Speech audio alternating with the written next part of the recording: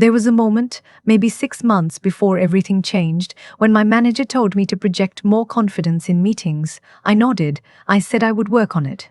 Then I walked back to my desk and stared at the Q3 logistics report I had just single-handedly rebuilt from scratch after our vendor database collapsed, and I thought, whose confidence are we talking about here exactly? But that's getting ahead of things. My name doesn't matter for this story. What matters is that for 11 years, I was the person companies like mine quietly depend on without ever quite saying so out loud. I managed supply chain operations for a mid-sized medical device manufacturer based outside of Philadelphia. We had 3 distribution hubs, one in Pennsylvania, one in Texas, one in Oregon, and somewhere around $60 million in annual contracts with hospital networks across the country. My job was to make sure those contracts stayed clean, stayed profitable, and stayed on time. I was good at it. Not flashy good. Not gets applause at the all-hands meeting good. The kind of good that means nothing breaks, which means nobody notices you at all. I want you to understand what kind of person my boss was, because context matters here. His name was Kevin. Kevin had been promoted to Director of Operations 8 months before I left, which meant he had been my director for 8 months and had been in the industry for 4 years total. I had 11. I had Wolfen trained the person who trained him, but that's fine. That's corporate America. We all know how it works. Kevin was the kind of man who used the word bandwidth 6 times in a single meeting and thought this made him sound sharp. He had a habit of repeating other people's ideas back to them in slightly louder voices and receiving credit for them. He wore his Patagonia vest to every Friday all hands like it was a uniform, and he smiled the way people smile when they've recently read a book about smiling. I didn't dislike Kevin because he got promoted over me, though I'd be lying if I said that didn't sting. I disliked Kevin because of what he did in the vendor review meeting in February. We were sitting in the big conference room, the one with the glass walls that face the open floor plan, so the whole office can see in if they want to. There were maybe 14 people around the table. Regional leads, procurement, 2 people from finance. Kevin was running the meeting. I had put together a 40-page analysis of our Oregon hub's underperformance over the previous 2 quarters. Not a summary, an actual analysis, root cause identification, vendor comparison, projected cost recovery, 3 different remediation paths with timeline estimates. It had taken me most of January. About 20 minutes in, I was walking through the second remediation option when Kevin interrupted me. He didn't raise his hand.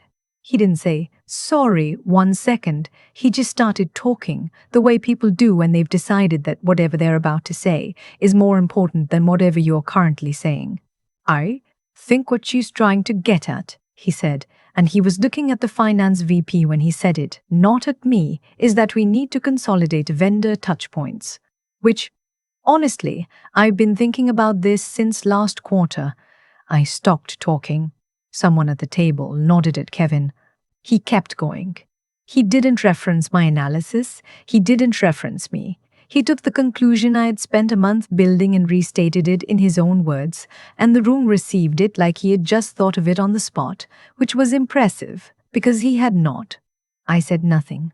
I finished my portion of the presentation. I packed up my laptop and walked out when the meeting ended.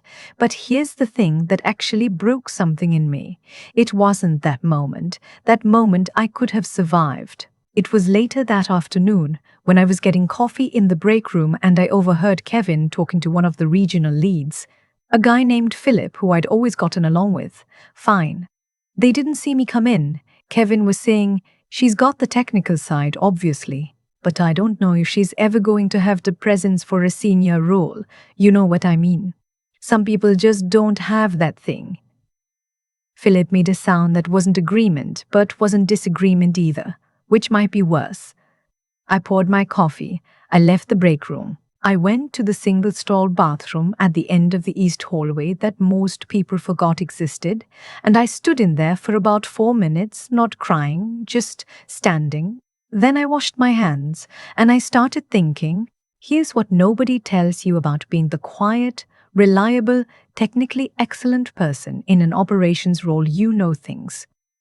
Specific things. You know which vendors have relationship agreements that are tied to you personally versus the company. You know which hospital procurement leads call you by your first name and why. You know which contracts are 6 months from renewal and which ones are held together by goodwill built over years of 6 a.m. phone calls when something went wrong on their end. I knew all of it. Kevin knew our vendor consolidation strategy because I had just explained it to a room full of people. That was the extent of what Kevin knew. I started making a list that night. Not a dramatic list. Not a revenge list. Just a list of facts, the way I've always dealt with problems, methodically, quietly, one item at a time. Fact, 3 of our largest hospital network contracts were up for renewal in the next 8 months. Together, they represented approximately $38 million in annual business. Fact, all 3 procurement leads had my direct cell number. 2 of them had called me personally during the Texas hub disruption in 2022, when a winter storm knocked out our primary distributor, and I had spent 72 hours rerouting supply chains by hand. They did not have Kevin's number. Fact, I had a standing weekly call the VP of Procurement at Meridian Health, one of our 2 largest accounts, that Kevin was not on and had never asked to join. Fact, I'd been quietly updating my resume since November. After Kevin's 3rd consecutive all-hands in which he presented metrics I had generated without attribution, I didn't make any decisions that night. I made the list, and then I closed my notebook, and I went to sleep. The next 3 months were interesting to live through. I did my job. I did it exactly as well as I always had. No better, no worse. Because that's just how I'm built. I can't seem to do things poorly on purpose. But I started paying attention differently. I watched how Kevin managed relationships with the hospital network contacts. The answer, mostly, was that he didn't. He sent quarterly update emails that were generated from templates I had created 2 years earlier. He attended 2 site visits, both of which I set up, and both of which he recapped in internal emails as if he had originated the relationship. I also had a conversation with a former colleague named Denise. We'd worked together about 5 years back, before she moved to a competing firm, a larger distributor called Hargrove Medical Solutions based in New Jersey. We'd stayed in occasional contact, the way you do with people you respect. She texted me in March to say she'd heard through the industry grapevine that I was wasted where I was, which I thought was a polite thing to say. We got lunch. She told me Hargrove was building out their Mid-Atlantic and Southeast hospital network practice. She said they'd been looking for someone with existing relationships in the space. She asked me, casually, over a salad, if I'd ever thought about moving. I told her I'd think about it. I thought about it for about 6 hours. Then I called her back. What followed was 8 weeks of the most careful, deliberate, quietly exhilarating professional experience of my life. I had 3 conversations with Hargrove's VP of Business Development. I had 2 conversations with their Chief Operating Officer. I did not tell a single person at my current company. I did not update my LinkedIn. I did not change one thing about how I showed up to work every morning. On April 19th, a Tuesday, Hargrove offered me a Senior Director of Network Operations role. The title I had essentially been doing the work of for 3 years without the title, at a salary 34% higher than my current one, plus equity participation. I accepted. I gave my notice the following Monday. Kevin's reaction was interesting, I'll give him that. He came to my desk about 40 minutes after I submitted my resignation letter to HR. He sat down across from me with the expression of a man who has just been told that the foundation of his house has quietly been the other person's spine. I didn't know you were looking, he said. I know, I said. He asked if it was about compensation. I said it was about opportunity. He asked if I'd talked to anyone else here, if there was something they could do. I told him I had already accepted and that my last day would be in 2 weeks, as per my agreement. I thanked him for the opportunity to learn in the role. I said all of this very calmly, in the same voice I always use, and I watched him try to figure out where his leverage was and discover there wasn't any. What happened in those 2 weeks was something I had anticipated but not quite emotionally prepared for. On my 3rd to last day, I got a call from Janet, the procurement VP at Meridian Health. She had heard through whatever network procurement VPs used that I was leaving. Where are you going? She asked. No preamble, I told her. There was a pause. Hargrove, she said in a tone that meant she was already doing math. I'm not asking you to do anything, I said. I just wanted to let you know personally. I appreciate that, she said. I'm going to have a conversation with my team. I did not call anyone else from Meridian. I did not call the other two hospital network contacts whose contracts were up for renewal. I updated my forwarding information with everyone I worked with, sent a professional farewell note to my full contact list, and left on a Friday afternoon with a small box of desk items and the plant I'd been keeping alive in the corner of my cube for 6 years. I cried a little in the car, which surprised me, not because I was sad exactly. I think it was just a long time to have been somewhere. Here is what I didn't know yet, that the same week I started at Hargrove, Janet at Meridian had opened an internal review of their vendor relationships with my former company, not because of anything I said to her, just because my departure had apparently flagged something for her that she had been meaning to look at. Something about the contact concentration, about the fact that almost all of their relationship was essentially routed through one person who no longer worked there. That review escalated. The details of what happened next I learned mostly secondhand through Denise and one other former colleague who reached out a few months later. Apparently, the Meridian relationship went into what I can only describe as controlled deterioration. Not because anyone did anything wrong, just because the institutional knowledge that had held it together was gone and Kevin had never built any independent relationship equity with their team. The quarterly call that should have happened in May went 3 weeks without a confirmed agenda. A site visit that had been informally promised got quietly postponed. Small things, nothing dramatic. But in a $15 million annual contract relationship, small things have a way of adding up. By July, Meridian had formally opened a competitive review of their distribution contract. By September, Hargrove had submitted a bid. I was not involved in that bid. I want to be clear about that. I was in my new role, working on the Southeast Hospital practice, and I had very deliberately not been part of any conversations about my former employer's accounts. That was both ethically correct and, frankly, legally prudent. But I did get a call from Janet in October. I just wanted you to know, she said, that we went a different direction on the distribution contract. I'm sorry to hear that, I said, which was mostly true. No, you're not, she said, and she laughed, which I appreciated. What I heard from my former colleague, the one who reached out, was that the contract loss triggered an internal audit at my old company. Not of me, of the client relationship management practices more broadly. Apparently, several other accounts showed similar patterns. Relationships that were heavily dependent on individual contributors, without documentation, without succession planning, without Kevin or anyone else having meaningful direct contact with the client side. Kevin, I was told, was reassigned to a different division sometime in late fall. I don't know the specifics of what that means for him, and I made a choice a long time ago not to spend much energy on people who aren't worth the cost of my attention. What I know is this. I stood up to give a presentation at the Hargrove National Network Summit in November. There were about 200 people in the room. Operations, procurement, executive leadership, a handful of hospital system partners. I had put together a framework for Mid-Atlantic network expansion that I was genuinely proud of. I'm not a loud person. I never have been. I don't fill a room with my voice. I've had people suggest over the years that this is a limitation. I stood at that podium and I spoke at the volume I speak at, and the room was quiet enough to hear me.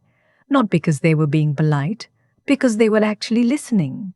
Afterward, Hargrove's CEO, a woman named Patricia, who had been in the industry for 30 years and had approximately zero patience for nonsense, pulled me aside in the hallway. "Where have you been?" she said, not as a criticism, as a question she seemed genuinely baffled by. "Waiting for the right room," I said. She laughed. I meant it. I've thought about that a lot since then, about what it means to be the person who keeps things running, who holds relationships together, who does the work that shows up in everyone else's reports without a byline, about the particular kind of invisibility that looks from the outside like a lack of ambition and feels, from the inside, like running a relay race where you keep handing off the baton to someone else to cross the finish line. I spent 11 years being excellent in someone else's framework. I'm not sure I regret it. I learned things. I built real relationships. I developed a level of operational knowledge that I genuinely believe took me to the right place at the right time. But I also know now what I probably knew then and wasn't ready to act on. Quiet doesn't mean small. Precise doesn't mean limited. And the value you carry doesn't disappear when you walk out the door. Sometimes it's the only thing that follows you. I have a plant on my desk at Hargrove now. Different plant. The old one didn't survive the move, which I choose not to read too deeply into. My office has a window. My title matches what I do. When I talk in meetings, I still use the same voice I've always had, and people lean in to hear me, which is either a sign of interest or acoustics. I choose to believe it's interest. A few weeks ago, a woman on my new team, early in her career, very sharp, very quiet, asked me how I'd gotten comfortable with presenting to leadership. I thought about it for a second. I stopped trying to sound like the people who were already in the room, I said, and I started making sure I had something the room actually needed. She nodded slowly, the way you do when something either made complete sense or no sense at all. I told her both were fine. The understanding tends to arrive on its own schedule. It always has for me. I've had a lot of time to think about what actually happened.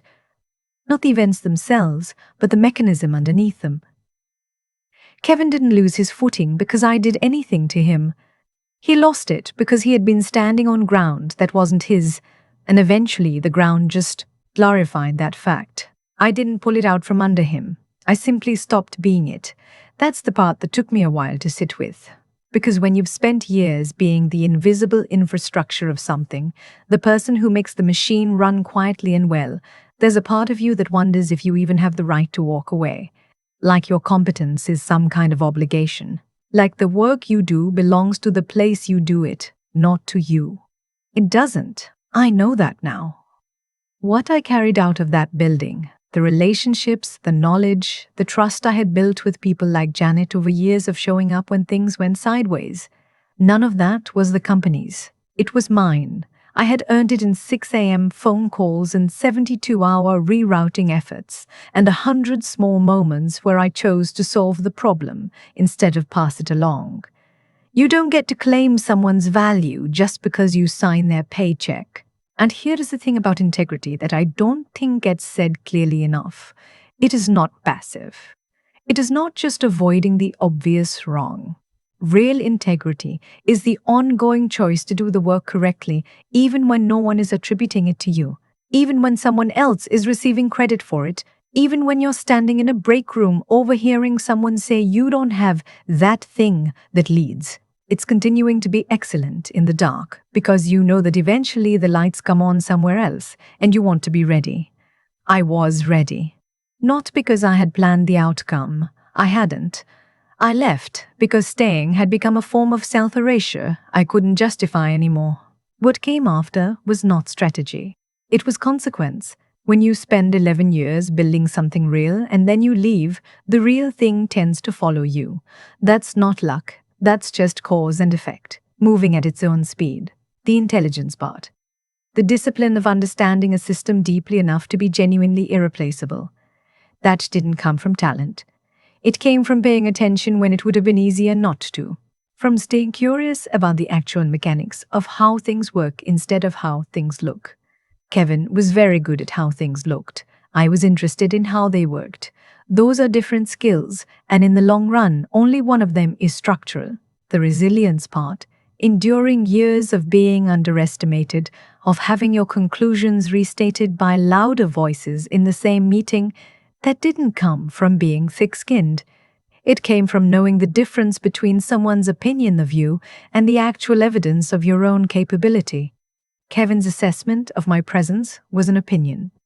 The $38 million in relationships that moved with my trust was evidence. I chose to believe the evidence. Patricia asked me where I had been. I said I was waiting for the right room.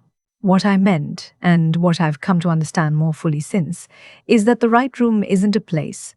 It's a condition where what you actually do is what gets seen, where the work and the credit occupy the same sentence, where you don't have to be loud to be heard because the people around you have learned to listen. I built that condition by leaving the wrong one, that's all. The plant to my new desk is doing fine, for the record.